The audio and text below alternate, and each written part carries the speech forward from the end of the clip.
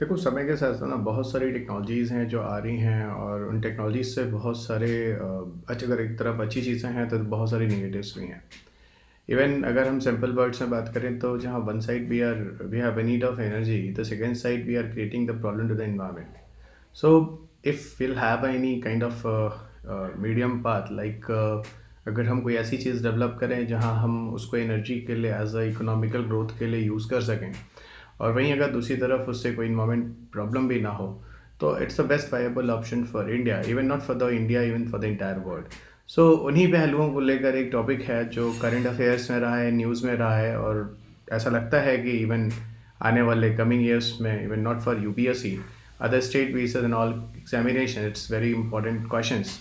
सो आप स्क्रीन पे देख सकते हैं दोस्तों, आज हम जिस वीडियो पे बात करने वाले हैं वो ग्रीन हाइड्रोजन, और ग्रीन हाइड्रोजन से जुड़े बहुत सारे छोटे छोटे डायमेंशंस हैं। Blue hydrogen, grey hydrogen, yellow hydrogen, pink hydrogen, इन सारे पहलुओं को लेकर आज हम यहाँ पर चर्चा करने वाले हैं। सो मैं डॉक्टर रवि गढ़ी आप सबका अनअकैडमी के प्लेटफॉर्म में हार्दिक स्वागत करता हूँ, और मैं यहाँ पर आप लोगों को साइंस टेक एनवायरमेंट की क्लासेस देने आया हूँ। Even whatever the topics of science and technologies and environment is related to current affairs, मेरे सारे वीडियोस आप मुझे अनअकैडमी पर फॉलो कर सकते हैं। I have done my PhD IT Delhi, director of Purvanchal is Gorakhpur.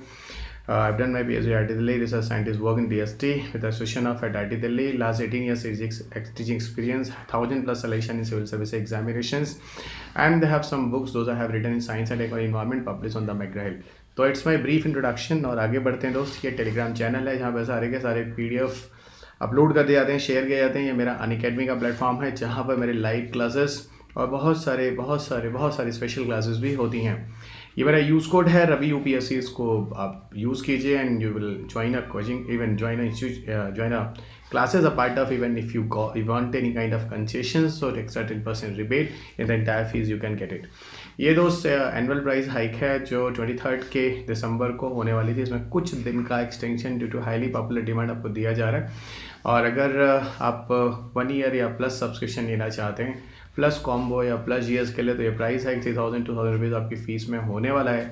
उसके पहले आप ले लें। और एक और फ़ायदा है कि अगर इन ड्यूरेशन ऑफ टाइम आप जल्दी लेते हैं तो you will get a 3 month extra extension. ये वो रवि यूपीएससी पास कोड है जिस पे आपको एक्स्ट्रा रिबेट भी मिलता है आपके फीस में। ये दोस्त एक यूपीएससी सीएससी कॉम्बैट एग्ज़ाम है, इवन टेस्ट सीरीज़ है, और काफ़ी हद तक से बहुत सारे स्कॉलरशिप भी हैं। Even I will suggest to everyone, don't miss this opportunity. 26 दिसंबर 2 जनवरी को ये 11 AM है। 4000 plus 4 crore plus that is scholarship in this test series is available in the Hindi and English medium both. यहाँ पर बहुत सारे स्कॉलरशिप हैं, different percentage of scholarship with the different rankings, you can get it. Even ये syllabus पूरा का पूरा UPSC syllabus CSC को लेकर है। क्वेश्चंस जो है एजुकेटर्स से बनाए जा रहे हैं, ऑल इंडिया रैंकिंग होती है, और सबसे बड़ी बात यहाँ पे वीडियोस आंसर्स वगैरह भी आपके साथ डिस्कशन किए जाते हैं। ये रवि यूपीएससी कोड है जहाँ पर अगर आप ज्वाइन करना चाहते हैं तो इस कोड को यूज़ कीजिएगा।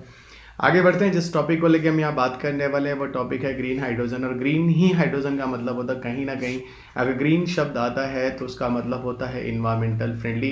तो ये दिमाग में बैठा लो, अभी कुछ ना कुछ इन्वायरमेंटल फ्रेंडली बातें करने वाले हैं, और hydrogen as a option, as a fuel लेने वाले हैं। हाइड्रोजन वही फ्यूल होता है जिसकी कैलोरीफिक वैल्यू बहुत ज़्यादा होती है। कुछ चीज़ें मैं आपको शुरुआत में बता दूँ, हाइड्रोजन वही होता है जिसकी कैलोरीफिक वैल्यू सबसे ज़्यादा होती है।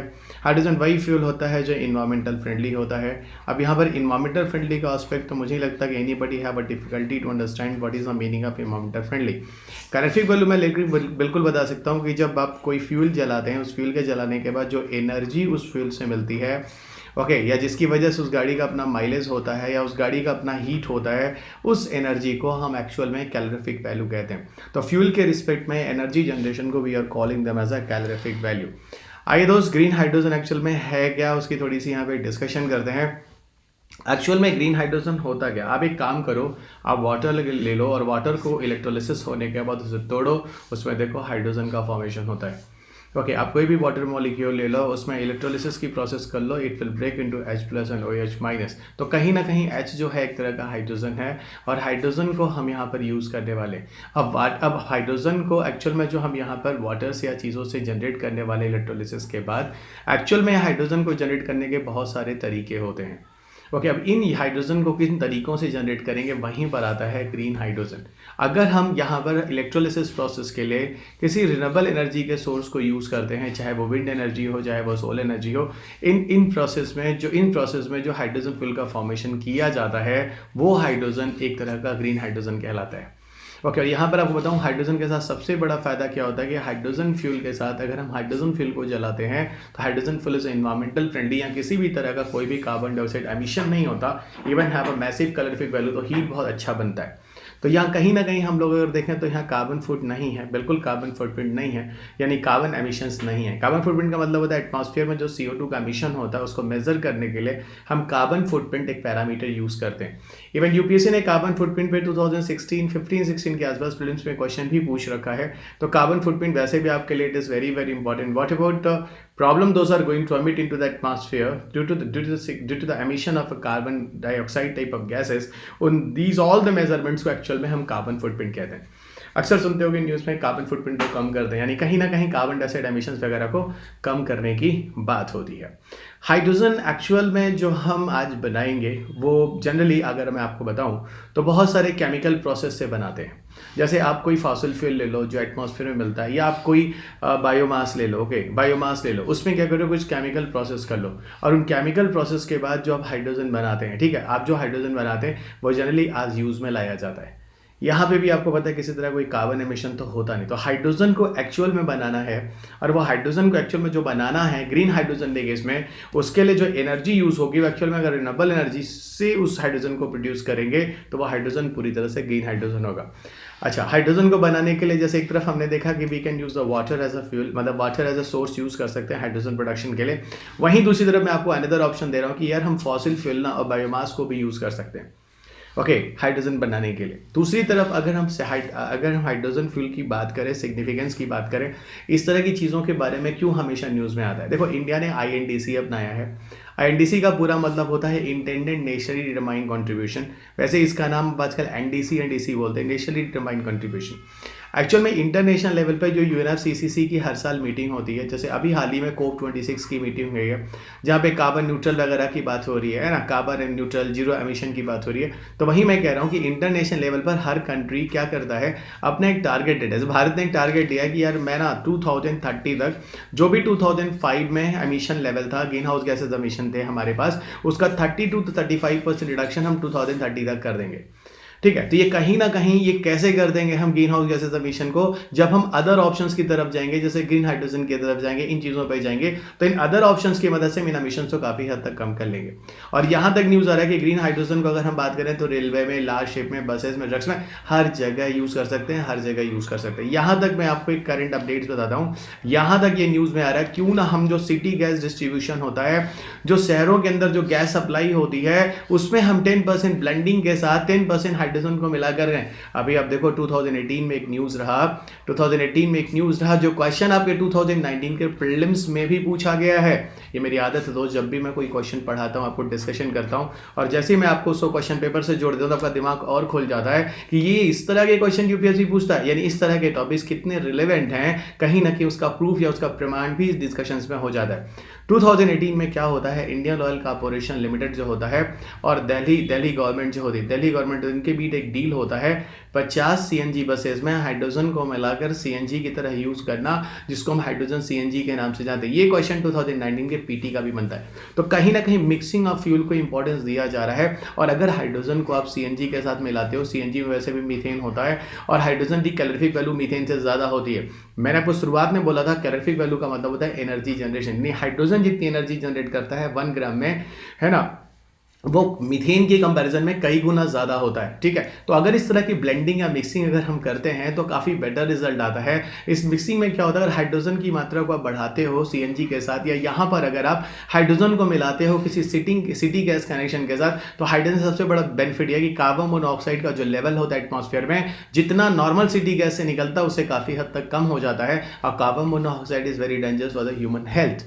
ओके, यहीं पर एक बात तो बता दूं, अगर हम सीधी एक बात में बात करें, अगर ग्रीन हाइड्रोजन टाइप की चीज़ें आ जाती हैं तो उससे बेनिफिट क्या होता है? ग्रीन हाइड्रोजन पूरी तरह से क्लीन बर्निंग फ्यूल है, यानी इससे इन्वायरमेंट को कोई नुकसान नहीं होता और किसी भी तरह का जैसे जैसे मान लो अगर हम आयरन, स्टील या डिफरेंट केमिकल ट्रांसपोर्टेशन इंडस्ट्री में जो हम फ्यूल वगैरह यूज़ करते हैं वहाँ पे अच्छा खासा कार्बन डाइऑक्साइड एमिशन निकलता है। ग्रीन हाइड्रोजन क्या होगा, इन सारी चीज़ों को डीकार्बोनाइज कर देगा, मतलब CO2 के लेवल को वहाँ पर और कम या ख़त्म कर देगा।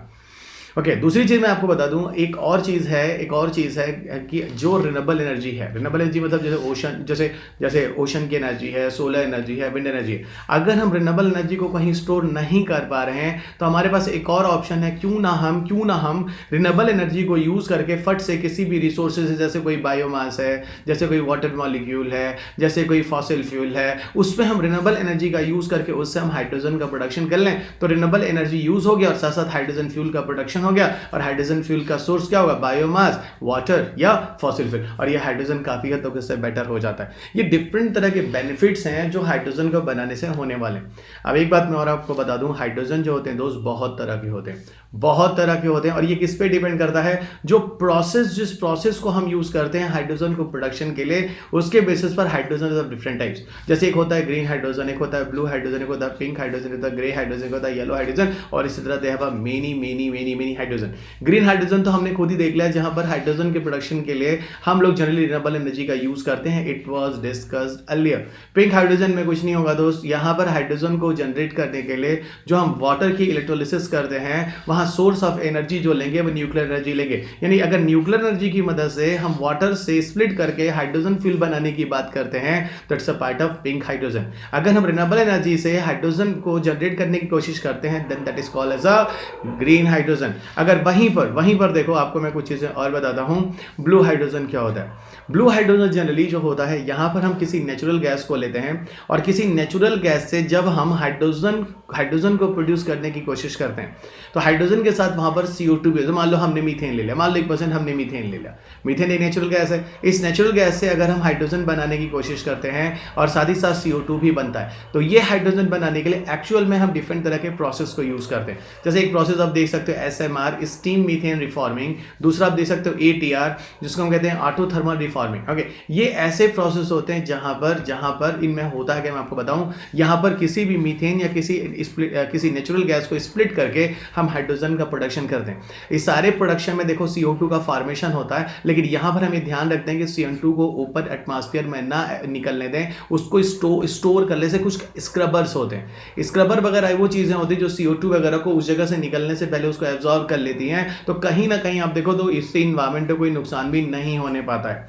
एक बात बताऊं, जो SMR और ATR जो प्रोसेस है ना, इस जो प्रोसेस है इसमें होता क्या है, इसमें इस पूरे प्रोसेस को करने के लिए हीट की जरूरत होती है। अगेन आई रिपीट, इस पूरे प्रोसेस को होने के लिए हीट की जरूरत होती है ना, ये हीट की जरूरत होती है। तो ये सारी चीजें थोड़ा सा ध्यान रखिएगा जब SMR और ATR को करना होता है। तो एक एंडोथर्मिक स्टीम रिफॉर्मिंग रिएक्शन होता है। एंडोथर्मिक का मतलब होता है ऐसा रिएक्शन जिसमें हीट को लिया जाए, यानी हीट की रिक्वायरमेंट होती है। ठीक है, और जो कार्बन डाइऑक्साइड यहाँ पे निकल रहा है, उस कार्बन डाइऑक्साइड को एब्जॉर्ब करने के लिए carbon capture user and storage एक प्रोसीजर होता है। इस प्रोसेस से हम वहां से कार्बन को एब्जॉर्ब कर लेते हैं स्क्रबर्स वगैरह में, ताकि ग्रीन हाउस गैस के फॉर्म में ये बाहर ना जाए, और इस तरह से जो ग्रीन हाउस गैसेस के एमिशंस वगैरह हैं उसको भी कम किया जा सके। तीसरी चीज मैं आपको यहीं ले जाता हूँ ग्रे हाइड्रोजन के बारे में। ग्रे हाइड्रोजन का सोर्स क्या होता है मैं आपको बताऊँ। ग्रे हाइड्रोजन में जनरली जो भी ओके, यहाँ देखिएगा, सीधा मैं आपको बताऊं कि ग्रे हाइड्रोजन का जो प्रोसेस है पूरी तरह से ब्लू हाइड्रोजन का ही प्रोसेस है। यहाँ पे भी SMR और ATR प्रोसेस को ही यूज किया जाता है, जहाँ पर नेचुरल गैसेस से हाइड्रोजन का फॉर्मेशन और CO2 होता है। और यहाँ पर CO2 को जनरली यहाँ पर कैप्चर नहीं किया जाता है, यहाँ पर से CO2 को उसी तरह एटमॉस्फेयर में छोड़ दिया जाता है। ठीक है, this has been in practice for the many years. जहां पर CO2 को एब्जॉर्ब कर लिया जाए, वहां पर आप उसको बोलोगे ब्लू हाइड्रोजन, और जहां पर CO2 को एब्जॉर्ब ना किया जाए वहां पर वो हो जाता है ग्रे हाइड्रोजन। और लास्ट में मैं आपको बता दूं, येलो हाइड्रोजन जो होता है इसमें कुछ नहीं है, जो स्प्लिटिंग ऑफ वाटर जो करके इलेक्ट्रोलिसिस प्रोसेस से हाइड्रोजन बनाते हैं, वहां पर पावर सोर्स जो होता है सोलर पावर का यूज होता है। ये रहा कुछ इंफॉर्मेशन। यहाँ आप इस पूरे के पूरे समरी को इस पिक्चर में देख सकते हैं, आप अच्छी तरह समझ सकते हैं। ये देखो ग्रीन हाइड्रोजन है जहां पर सोलर पैनल को यूज़ किया है या विंड एनर्जी को यूज़ किया है, यानी ओवरऑल रिन्यूएबल एनर्जी को यूज़ किया है। और रिन्यूएबल एनर्जी की मदद से देखो बैटरी में पावर जनरेट किया है, बैटरी की मदद से वाटर का इलेक्ट्रोलिसिस करके हम हाइड्रोजन बना रहे हैं और उसी हाइड्रोजन को ले जाके यहाँ स्टोरेज कर रहे हैं और उसी हाइड्रोजन पाइपलाइन या कंप्रेस करके अपनी यूज़ के लिए एनर्जी के फॉर्म में यूज़ कर रहे हैं। दूसरी तरफ ब्लू हाइड्रोजन में क्या होता है, ब्लू हाइड्रोजन में वही मीथेन या जो नेचुरल गैसेस होते हैं उन गैसेस को पाइपलाइन कंप्रेशन वगैरह करके रिफॉर्मर से ले जाकर उनसे हाइड्रोजन बनाकर हाइड्रोजन को स्टोर करते हैं। ग्रे हाइड्रोजन जो होता है, अगर ग्रे हाइड्रोजन में क्या होता है आप खुद जानते हैं, ग्रे हाइड्रोजन पूरी तरह से ब्लू हाइड्रोजन की ही तरह तो मैंने आपको बोला था, लेकिन यहाँ पर CO2 जो एटमॉस्फेयर में रिलीज हो जाता है। पिंक हाइड्रोजन में मैंने आपको बोला था यहाँ न्यूक्लियर एनर्जी का यूज किया जाता है हाइड्रोजन के प्रोडक्शन के लिए, और येलो हाइड्रोजन में सोलर एनर्जी का यूज किया जाता है एज अ सोर्स के लिए, जिससे हाइड्रोजन को प्रोड्यूस किया जाए किसी भी चीज से, चाहे वो बायोमास हो, चाहे वो वाटर मॉलिक्यूल हो, चाहे वो इस तरह की कोई भी चीजें जो मैंने आपको पीछे बताई हैं। ठीक है, अंत में चलते मैं आपको बता दूं कि ग्रीन हाइड्रोजन के लिए सरकार का स्टेप क्या है।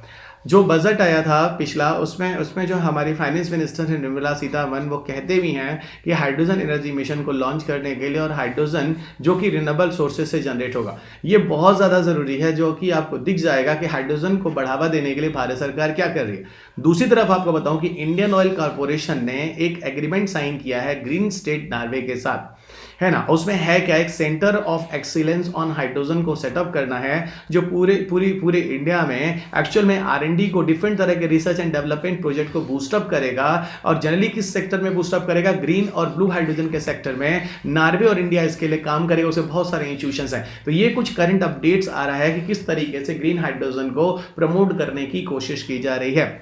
वहीं दूसरी तरफ बताऊं तो हाल ही में आपको बताऊं तो इंडिया US के बीच में भी एक पार्टनरशिप हुई है, और स्ट्रेटेजिक क्लीन एनर्जी पार्टनरशिप जिसे हम बोलते हैं, यहां पे भी कोशिश करना है कि फाइनेंस वगैरह को मोबिलाइज कर कोशिश करना है कि ग्रीन एनर्जी को काफी हद तक प्रमोट करने की कोशिश की जाए। और लास्ट में आपको बता दूं प्राइवेट सेक्टर के इनिशिएटिव, वो तो आपने पीछे गवर्नमेंट के देखे थे, तो रिलायंस कंपनी ने भी इंटरेस्ट दिखाया, लगभग 75,000 करोड़ रुपीस एक नया बिजनेस प्रोफेसर जो है इन्वेस्ट करने के लिए रिलायंस तैयार है। और वो पूरी तरह से एक न्यू बिजनेस है जो क्लीन एनर्जी की तरफ सोचता है, जहां एनर्जी के लिए सोलर और ग्रीन हाइड्रोजन की बात होती है। और आप बताऊं तो रिलायंस कंपनी ने करीब 4 giga factories focusing on solar storage battery, green hydrogen, fuel cell factory, इन पर बेस्ड होकर काम करना शुरू भी कर चुका है, जहां पर हम पूरी तरह से हाइड्रोजन को यूज करने वाले हैं। ये हाइड्रोजन और हाइड्रोजन की डिफरेंट टाइप्स, ये क्वेश्चन आपके पेपर के कमिंग ईयर के लिए इंपॉर्टेंट है, इन्हें ध्यान रखिएगा। और हाइड्रोजन CNG का क्वेश्चन जो था वो मैंने आपको करा दिया था।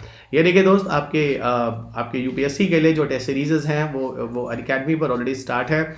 डिफरेंट तरह के कोर्सेज में जिसमें आप कंफर्टेबल हैं आप उसे एनरोल कर सकते हैं फ्री ऑफ कॉस्ट। और मेरा जो कोड है रवि UPSC, इसको यूज़ कर सकते हैं। मेरे जो कोर्सेज है साइंस टेक एनवायरमेंट के, वो स्टार्ट हो चुके हैं। वहाँ पर आप मेरी लाइव क्लासेस जो है 21 दिसंबर से ऑनवर्ड से स्टार्ट हो गई हैं। साइंस टेक की क्लास स्टार्ट हो गई, इसके जस्ट बाद I will go towards the environment, और ये रवि UPSC कोड है, इसके थ्रू आप यहाँ ज्वाइन कर छूट वगैरह भी ले सकते हैं। ये दो NCERT बैचेस हैं जो आप स्क्रीन पे देख सकते हैं। गुरुकुल NCERT जो 2022 के लिए स्टार्ट हो चुका है 15 दिसंबर से। दूसरी तरफ UPSC एडवांस लेवल का 22 दिसंबर से स्टार्ट हो चुका है, तो 2022-2023 दोनों ही एग्जाम्स के लिए अवेलेबल है। साथ ही साथ लास्ट में चलते चलते दोस्त एक बात और बता दूं, आइकॉनिक सब्सक्रिप्शन है UPSC का, जो मैं आपको बार बार कहता हूं, आइकॉनिक सब्सक्रिप्शन जिंदाबाद। क्योंकि यहाँ पर आपको एक लाइव मॉनिटरिंग दी जाती है, एक बंदा होता है, एक शख्स होता है, ट्यूटर होता है, जो आपका पूरा का पूरा रिस्पॉन्सिबिलिटी लेता है, क्वेश्चन आंसर प्रैक्टिसेस करता है, एक एजुकेटर होता है, आपके साथ जुड़ा होता है। और अनअकैडमी आपको डिफरेंट तरह की लोन फैसिलिटी भी देता है, डिफरेंट तरह की पॉसिबिलिटीज, जो आपके पास मैक्सिमम चांसेस होते हैं ओके कि अगर कोई फाइनेंशियल क्रंच है या कुछ भी है तो उसको रिजॉल्व करने का भी इशू है यहाँ पे। दूसरी चीज़ मैं आपको बताऊँ कि प्लस सब्सक्रिप्शन, आइकॉनिक सब्सक्रिप्शन के प्राइसेस आप स्क्रीन पे देख सकते हैं, जो दिए गए according to your demands. Ravi UPSC के कोड में आपको एक्स्ट्रा 10% छूट मिल जाता है, जो मैं आपको शुरू से बोलता आया हूँ। ये सिर्फ जनरल स्टडीज़ के लिए नहीं, इवन आपके ऑप्शनल कोर्सेज के लिए भी उसी हिसाब से आपको एक्स्ट्रा डिस्काउंट दिया जा रहा है। आप लास्ट में चलते दोस्त एक बात और बता दूं कि ये जो टेलीग्राम है, यहाँ पर मेरे PDF शेयर होते हैं। यहाँ से आप रवि UPSC_Unacademy से PDF ले लें। अनअकैडमी में unacademy.com/रवि_PA_2010, यहाँ पर ये मेरा प्रोफाइल है, जहाँ पर मेरी कक्षाएं, मेरी क्लासेस अवेलेबल हैं। रवि UPSC मेरा कोड है, क्लास ज्वाइन करने के पहले इस कोड को जरूर यूज़ करें। और चलते चलते मेरी ये बात याद रखना, मुझे सब्सक्राइब करना और घंटा बजाना, लाइक शेयर करना मत भूलना। और इस PDF को आप टेलीग्राम प्लेटफॉर्म से आप सीधा ले लेना जो मैंने अभी WPOC_Unacademy बोला है। तो चलिए दोस्त, अगले वीडियो में आपके साथ फिर मुलाकात होगी। तब तक के लिए स्वस्थ रहें, खुश रहें, मस्त रहें, बड़ों का आशीर्वाद लेते रहें, छोटों को प्यार करते रहें और अपना ख्याल भी रखें। तो अगली वीडियो आपके साथ फिर मुलाकात होगी। Have a good day, bye.